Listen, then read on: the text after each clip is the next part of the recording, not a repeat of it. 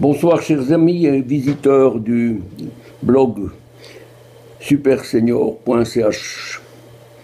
Notre-Dame de Paris et tout ce qui tourne autour.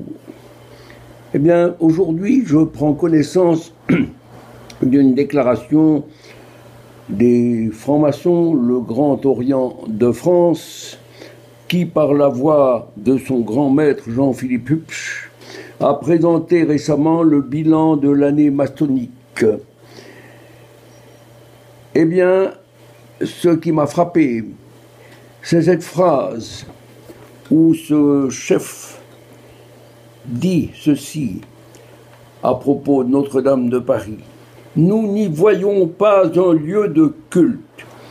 Eh bien, cela fait bondir, parce que lorsque la cathédrale a été volée, carrément volée, puisqu'elle a été prise aux catholiques à la Révolution 1789, dans des conditions tout à fait particulières et à des conditions absolument minables, je ne vois qu'une chose, c'est que cette cathédrale redevienne le centre de la foi en France, et que sa reconstruction soit faite exactement avec le profil extérieur qu'elle avait, et qu'il n'est pas question que M. Macron ou ses sbires commencent à bricoler avec l'aide de ceux qui n'y voient pas un lieu de culte.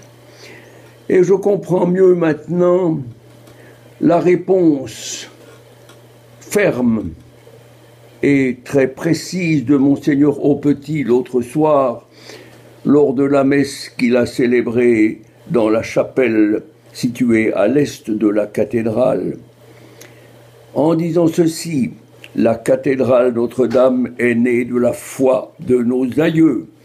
Cette cathédrale est née de l'espérance chrétienne, qui perçoit bien au-delà d'une petite vie personnelle centré sur soi, pour entrer dans un projet magnifique au service de tous, en se projetant bien au-delà d'une seule génération. Oui, cette cathédrale est un lieu de culte, c'est sa finalité propre et unique. Et j'ajouterai ceci, la cathédrale Notre-Dame est affecté au culte catholique et uniquement au culte catholique. Il n'y a aucune autre utilisation possible sans l'accord de l'archevêché. Et maintenant, nous devons faire bloc et veiller partout, partout, parce que les loups rôdent autour de cette bâtisse historique qui est situé à un point absolument stratégique dans la ville de Paris, au centre. Et c'est là qu'on comprend mieux pourquoi elle a dû être brûlée, au moins sa charpente, de manière à permettre la construction de certaines parties offertes à des visiteurs payants ou à des cultes extérieurs. Eh bien non, tout ça non, chassons les marchands du temple et nous devons soutenir Monseigneur Aupetit et ses collaborateurs afin que nul ne touche, qu'on ne change rien, rien au profil de notre cathédrale. Voilà, il fallait que cela soit dit, et je tenais à le faire ce soir, à la lecture de ces paroles du patron de Grand Orient de France, et quand on songe également à ce qu'a dit M. Castaner, c'est notre bien commun.